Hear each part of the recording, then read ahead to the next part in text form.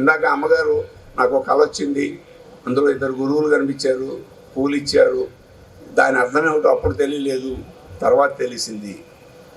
ప్రతి వాళ్ళకి గైడెన్స్ ఉంటుంది, అది నువ్వు వెతుక్కుంటూ ముందుకు వెళ్ళాలి.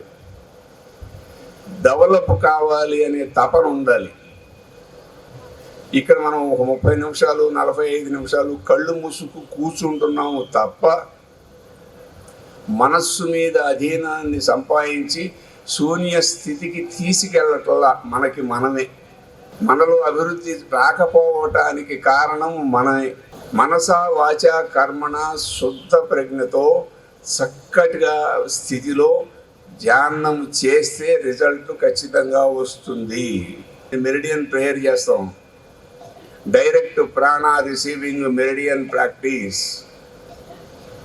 సూర్యుడు నడినెత్తిన ఉండి మహత్తరమైన ప్రాణశక్తిని ఈ భూమి మీద ఉన్న జీవులకు అందిస్తూ ఉంటే ఆ శక్తిని మనము అందిపుచ్చుకోవటం చేత కావాలి. అది చేత కావటం కోసమే ఈ మెడిటేషన్ ప్రోగ్రామ్స్. ఇక్కడ మీరు ఎప్పుడైతే దాంట్లో నిత్య సాధనలో ఉంటారో అది నెమ్మదిగా కనెక్ట్ అవుతుంది.